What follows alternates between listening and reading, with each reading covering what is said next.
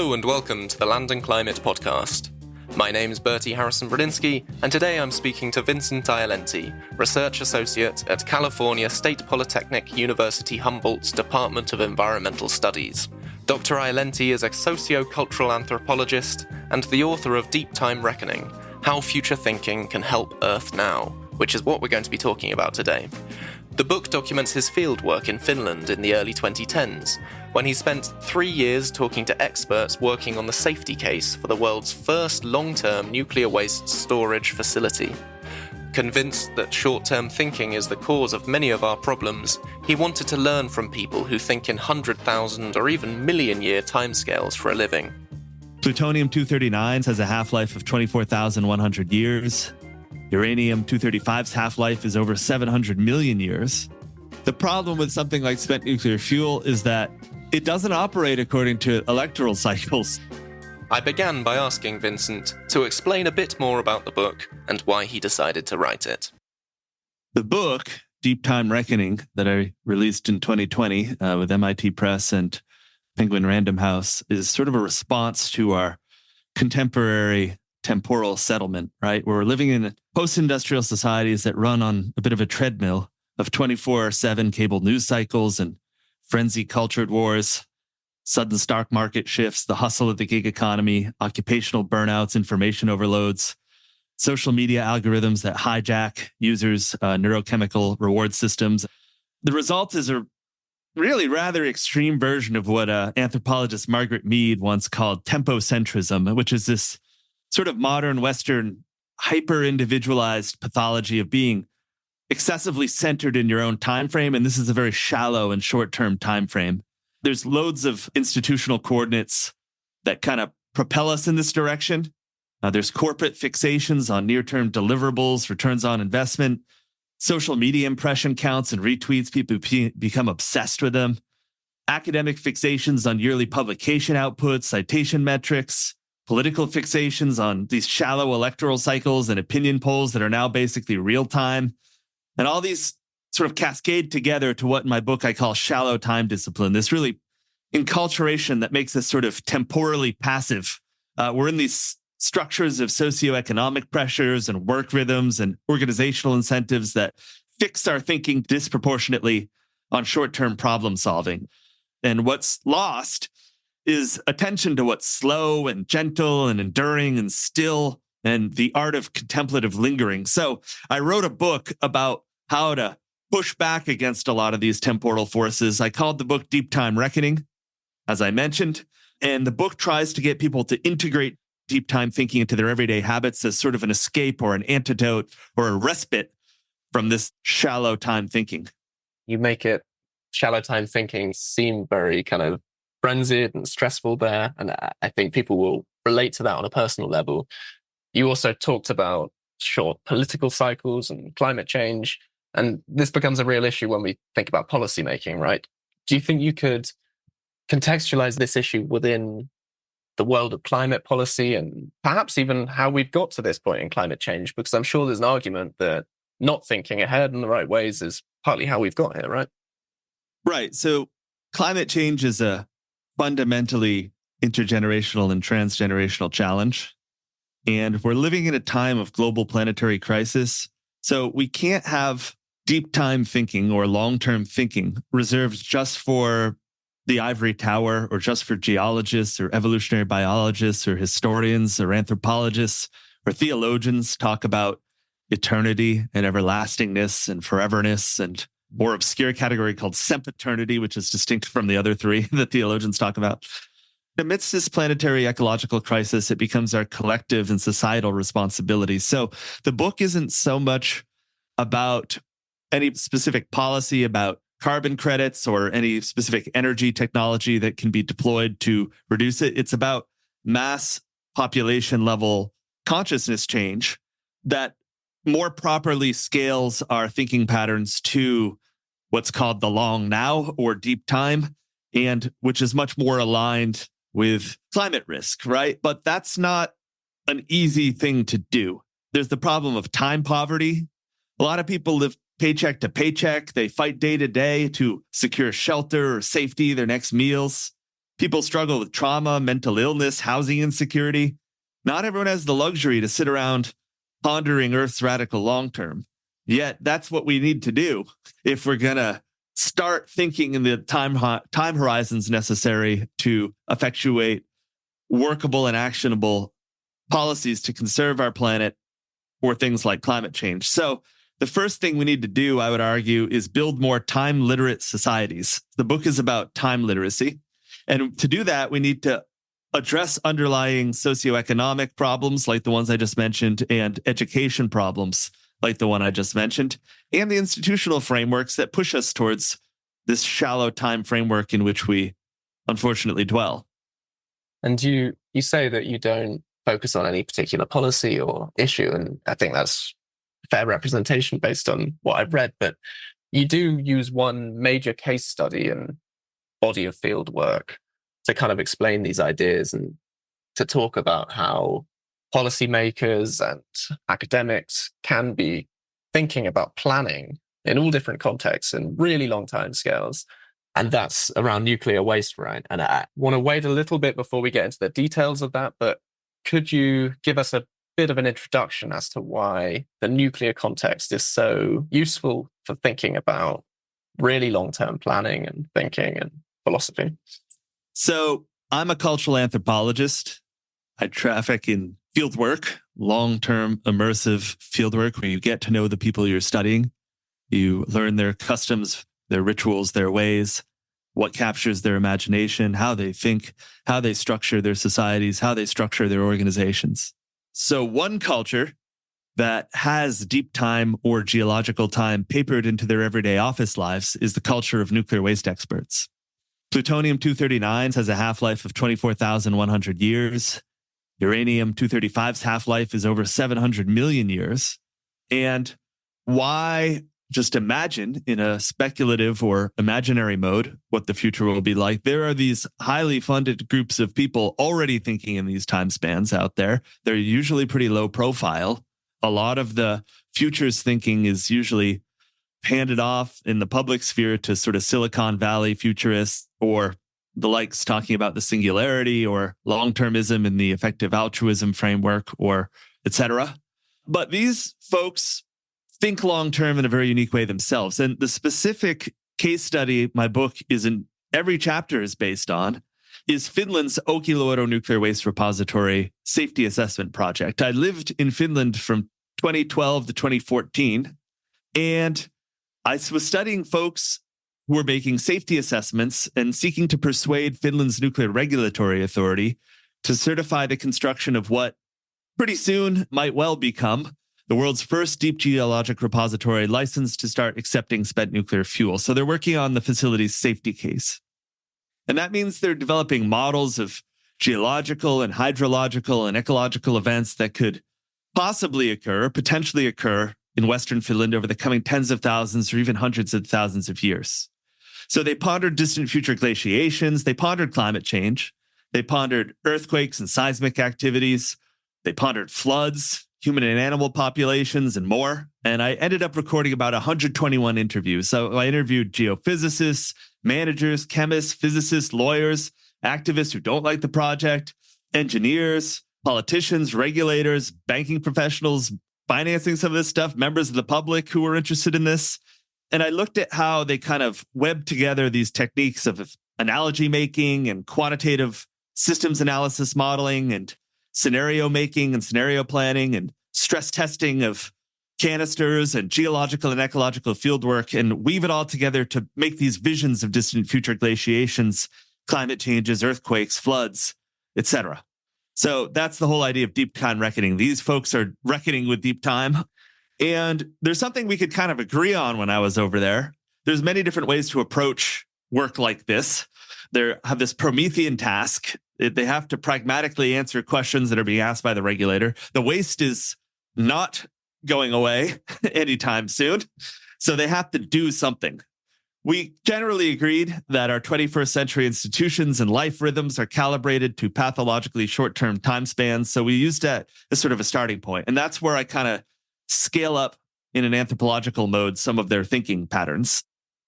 And as well as thinking about deep time, the other kind of thread through your book is society's relationship with experts or technocracy. And you kind of use those interviews with all of the people you just mentioned as a case study of Finland as a culture that does have a lot of trust in experts and scientists, perhaps government. Could you explain what you mean by this term of deflation of expertise that you talk about a lot in the book, and how that relates to deep time and the issues you're addressing there?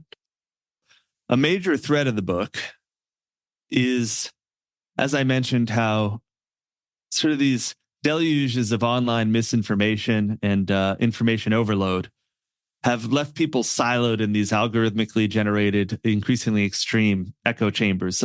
It happens on both the political left and the right.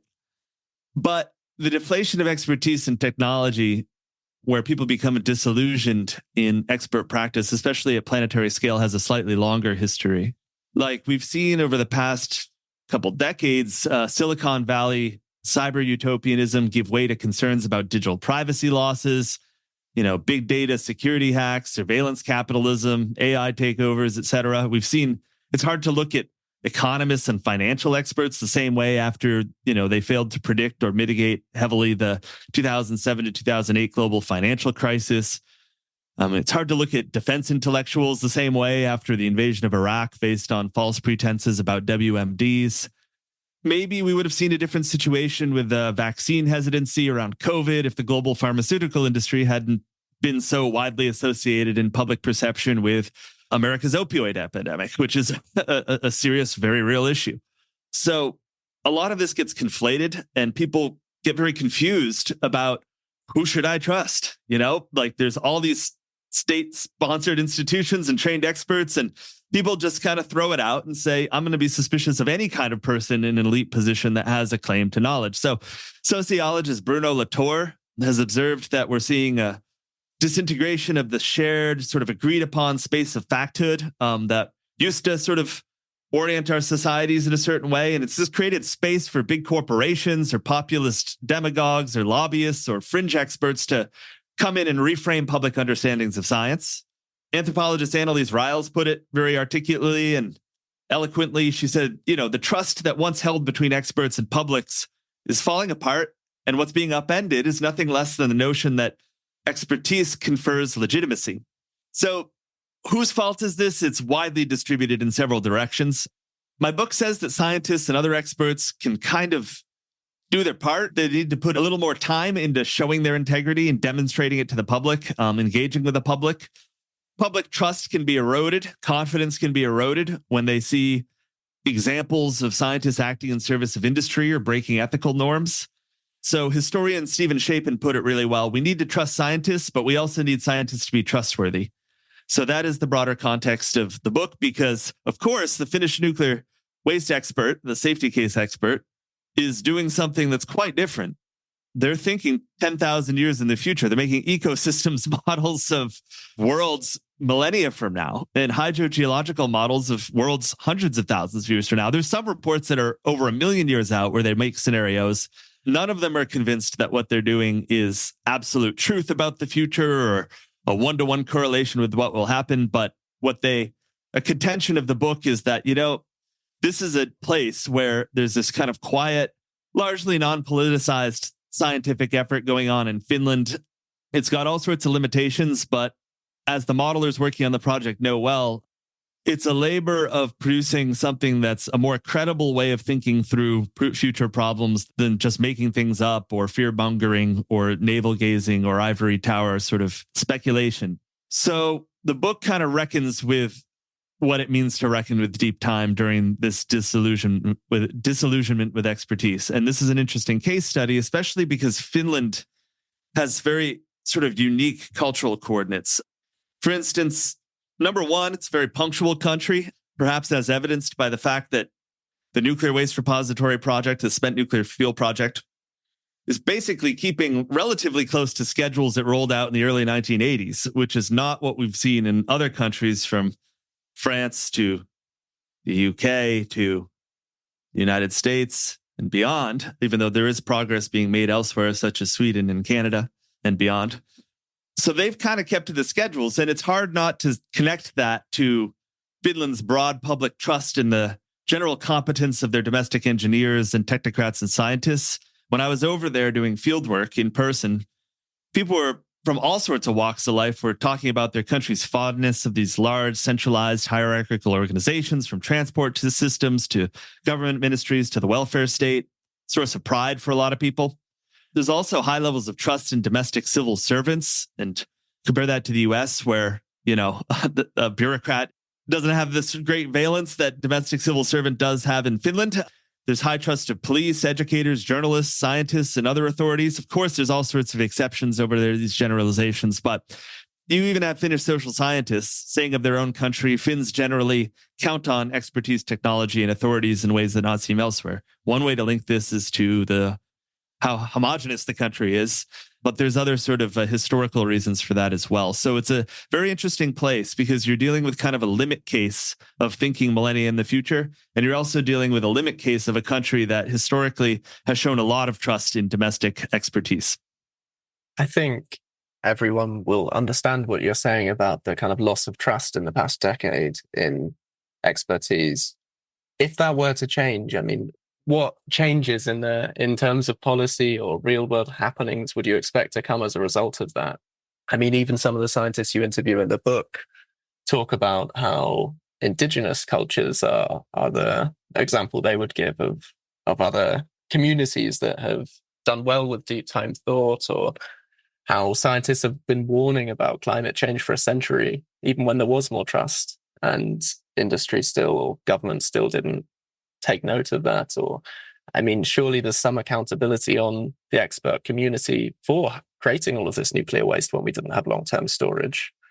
What changes would you expect to see if people did trust experts more around some of these issues? Right. And so one thing the book absolutely does not advocate for is blind deference to experts or a hard version of technocracy. There are plenty of places around the world and plenty of groups of experts that I would highly caution against not trusting.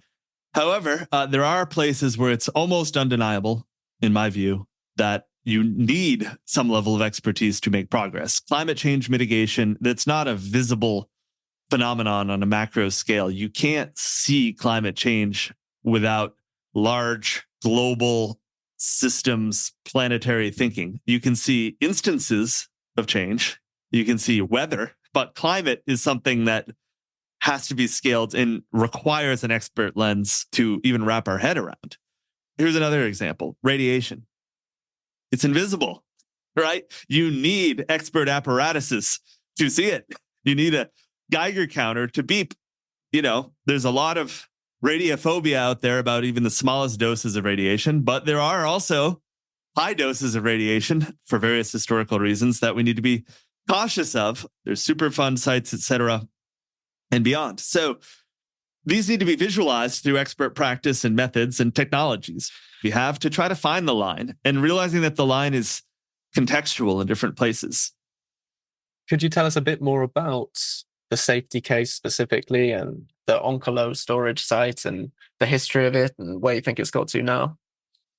The Finnish nuclear waste management company Posiva is currently building an underground facility that is likely, but not definitely, but likely to become the world's first operating deep geologic repository for permanently disposing of spent nuclear fuel.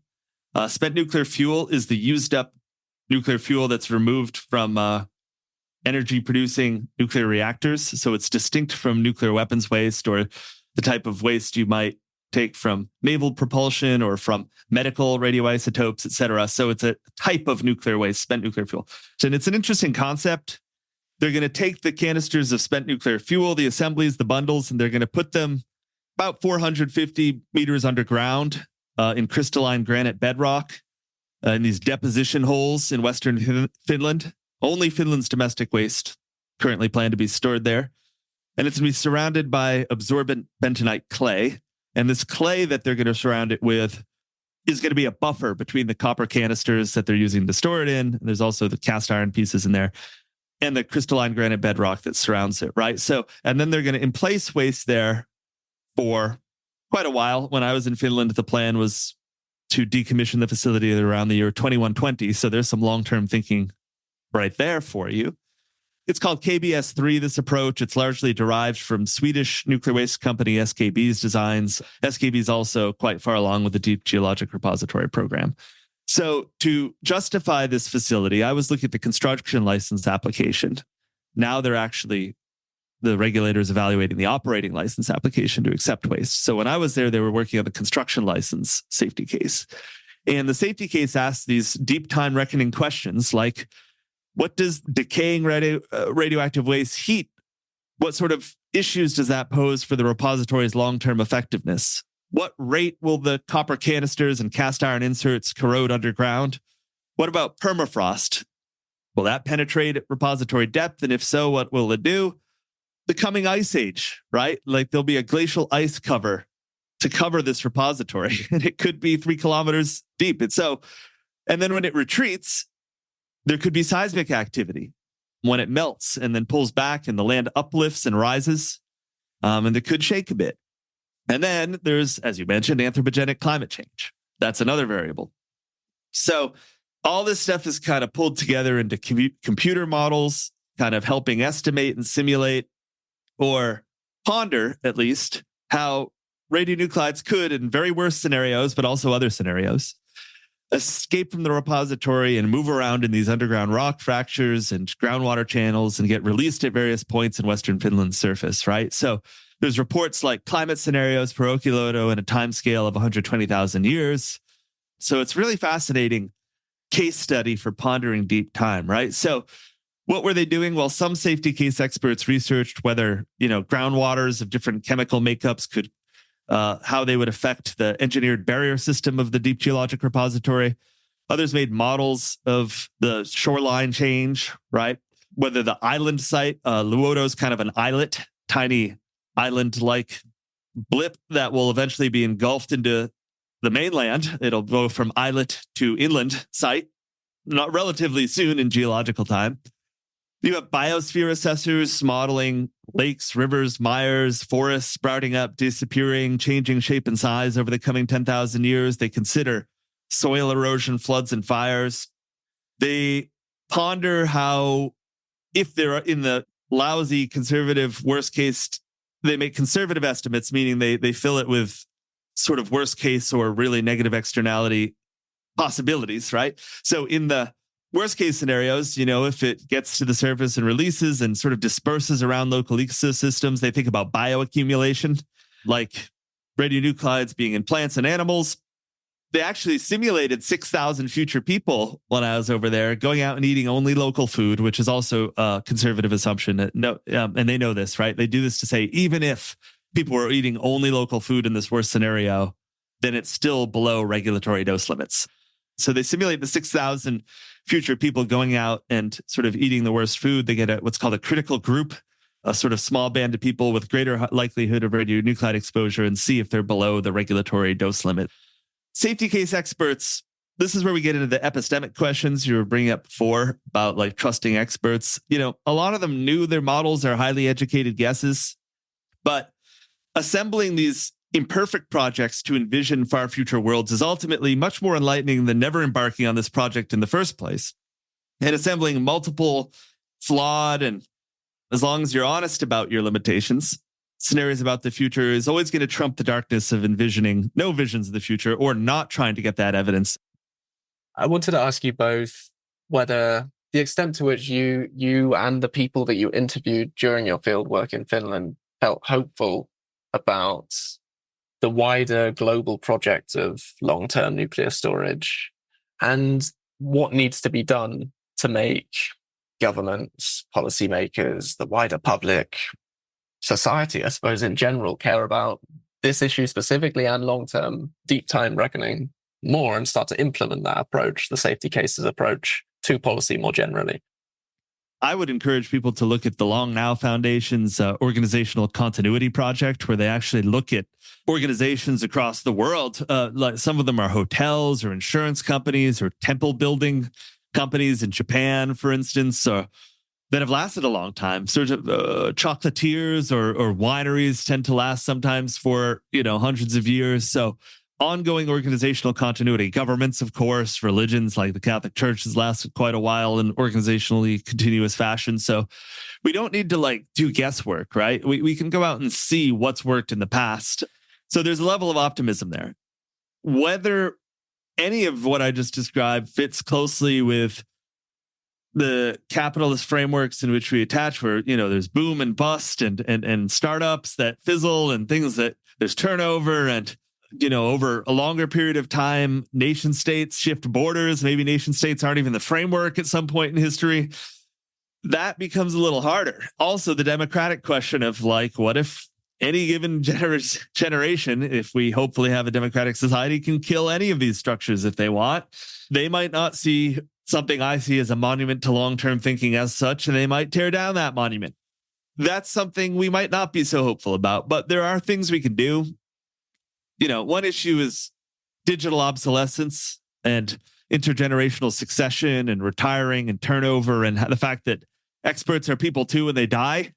So the book goes a lot into sort of organizational strategies for hedging against knowledge loss, like archiving, information sharing databases. You got to have mentoring relationships. You have redundancy in your program, so you don't have clutch points in Charles Perrow, the sociologist terms, where one person goes away, then everything falls apart. You got to have smooth succession planning, and that's something that Posiva in Finland is invested in. But we also got to remember that, when you extend this into deep time, it all breaks down, right? Information storage technology is obsolescence. Archives can be, like a Library of Alexandria, right? Situation. There can be natural disasters. There can be wars. Organizations dissolve in economic downturns, right? They just can get wiped out. Human languages and symbolic systems even evolve and change. Look at Old English and Beowulf. And then, that's not that long ago in a historical time frame when you extend the historical time frame into deep time. So there are limits to this cross-generational knowledge transfer that we need to do. Archiving is also only half the battle. Once you archive it, you got to make sure the data is digested and read and embodied by future generations. There needs to be special management structures for that. A lot of people are just, trying to finish deliverables and submit reports on time. So are they really opening up the testaments from the previous generation that were all recorded and the reports from 30 years ago to make sure they're not reinventing the wheel? I would say that's an uncommon thing. Then there's the issue of tacit knowledge, right? There's experiential, kind of hard to codify, embodied skills, habits, right? You can't tell someone how to ride a bike with a manual or put it in a database. You have to kind of show them. It can't be described like, you have to move your muscles this way to stay balanced, and you have to grip the wheel in this way. And with your forearm, it doesn't work that way. You have to kind of be shown. You can't just database and archive things to keep continuity across generations. There has to be a lot of different forms of upkeep. So there's many different limits to this. But we have to do something, and doing something is better than nothing. And incremental progress is something I kind of push for. The problem with something like spent nuclear fuel is that it doesn't operate according to electoral cycles. If you make, slam dunk progress with spent nuclear fuel, several administrations from now might rate the benefits of getting the deliverable, right? So there's not much incentives for the political class to wake up to this. There needs to be a stronger political will to pay attention to something like spent nuclear fuel. And also the fact that there's a misconception out there that spent nuclear fuel can be used as inputs into future reactor designs and that we will no longer need a deep geologic repository. That's actually not quite right. So in an optimistic picture where we have advanced reactor rollouts, et cetera, and they're safe and secure, and they're funded and they're operationalized, and you will still have waste products that need to go in a deep geologic repository at the end of that process. So there are people who object to the category of nuclear waste at all because they see it as a potential future resource. It's worth raising an eyebrow fully at that. It's partially true, but you will still ultimately need a deep geologic repository because all of the waste doesn't become future fuel in scenarios of technological development currently laid out. My thanks to Dr. Vincent Ialenti for coming on the show, and to Vasko Kostovski for our audio engineering. If you enjoyed this episode, we have more on nuclear waste and on temporality on our site at www.landclimate.org. Please do follow or subscribe and leave a review on your favourite podcast platform. We really appreciate it, and then we'll see you again in 2 weeks' time. Thanks for listening.